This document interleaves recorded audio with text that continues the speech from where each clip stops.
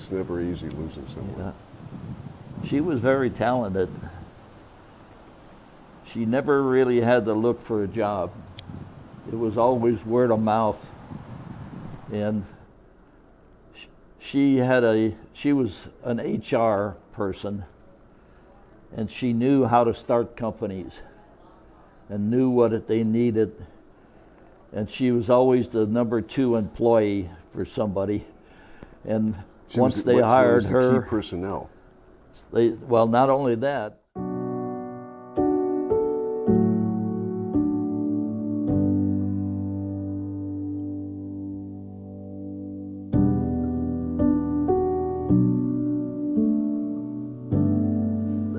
They would hire her and say, go find me a facility, go set it up, go get me people, go get me all of my contracts and stuff. And so, and then she'd get the company running and everything, and in a couple of years, somebody else would call her up and double her pay and just to start the next company.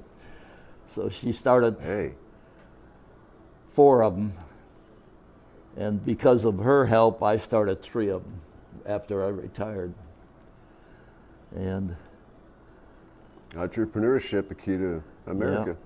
Yeah, I had the help right there. We worked in 2 companies, actually 3 companies at the same time. So her boss came to me to my retirement, and 2 weeks later I was hired by him.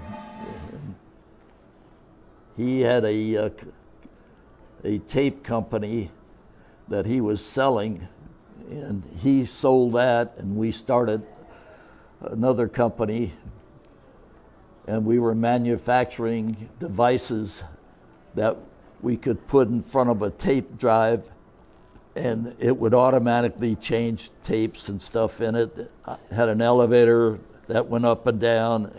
It had tapes in it, and it would take the tape out, move down, put a tape in. And we were selling them for $5,000 a piece at Comdex. So nice. That lasted 4 years, and she said, you're spending more time at the company, and I want you home more. So I went home. Definitely a man who's wedded to his work. 10 months later, I had a 10-month vacation with my adopted son. We went out and played tennis and everything, and we put in a septic field not a septic field, but a irrigation field for my rancher friend. And I taught them how to use a welding and cutting torch and everything, and they would dig the old pipes up. He'd cut them up, and we put new PVC pipes in, and we did that for 10 acres. And then I got a call from one of her ex-bosses that said he needed me to come and start his company, and we started a company called Format. We were formatting digital tapes, $450,000 a month. Mm-hmm. And to do that, we had to put 450 tower computers together. And I was limited on computer at the time, so I hired my nephew, who just graduated from San Diego State with a computer degree, and he brought it in. He taught me how to put them all together. We put 475 of them together, and then our competition could only do 8 tapes a month. 8 tapes of computer.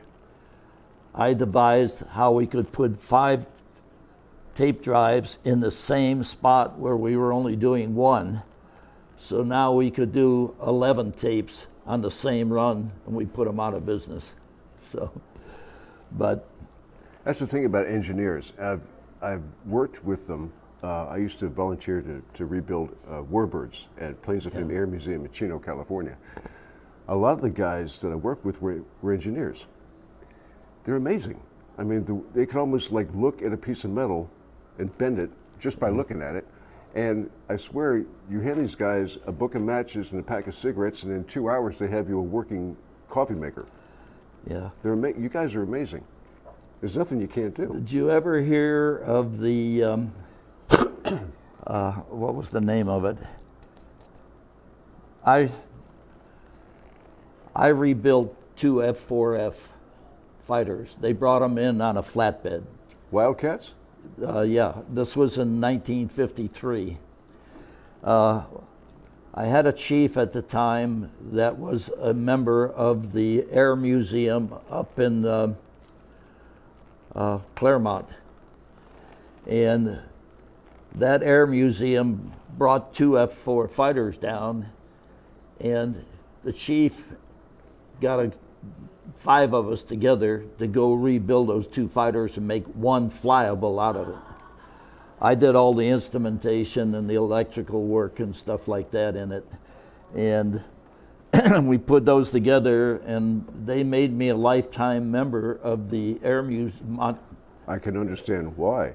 But sometime through the years, they switched from the Claremont Air Museum to what's the major one now? It gathered up all those little museums and stuff and made them one big one. The Confederate Air Force? Yes. Down in Texas? Yeah, and they didn't recognize my time frame with the Claremont Air Museum. The next time that I had an offer to be part of a museum was my CO was the head of all fighters in the U.S. Navy, and he was back in Washington. And he got on an airplane to fly back to San Diego. And the guy sitting next to him saw his briefcase with all the stickers like this and stuff on it. Right. And he said, "Do you fly F4s?" And Gordo said, "Yeah, I fly F4s. I fly all kinds of fighters, but F4s was my last one, and I'm in charge of all the F4s." And he said, "I fly MiGs." And Gordo says, "You fly MiGs? I don't understand." This guy was a Yugoslavian that had defected with a MiG-18 and came to the U.S. with it. And he was setting up a museum for art in not Las Vegas, but what's just outside of Las Vegas and Henderson? No, it's a ways out. It's very far east, and it's I'll think of it in a minute. But he's setting up an art museum there, and he said, "I'm looking for a curator." And he says, "Well, I don't know anybody that knows anything about art." He says, "I don't want about art, I want about aircraft." And he says, the way you get established in the U.S., everybody can set up an art museum and you can get all the art through without a lot of hassle in all different cities and stuff. And he says, and then you can get into the Air Museum end of it. That's real easy once you've got the art museum. And Gordo says, "Yeah, I know just the guy for you." So he set me up with an appointment over in, this is east of San Diego, about 80 miles or 90 miles east, and it's a resort town where all the movie stars used to go to. Palm Springs? Palm Springs.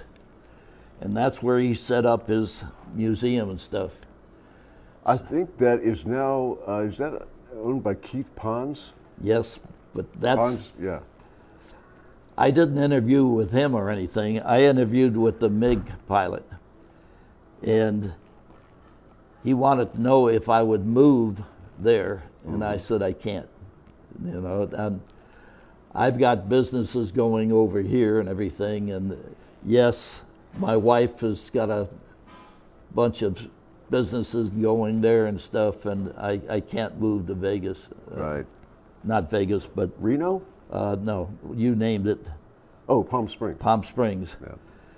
And Yeah, that's a big. I've never been there, but I understand it's a very large air museum. well, it's kind of a dead area now. It's all HOAs and stuff, and it has turned into a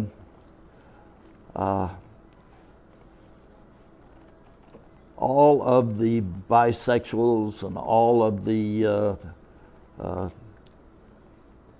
different movie stars and everything have taken the town over. Yeah.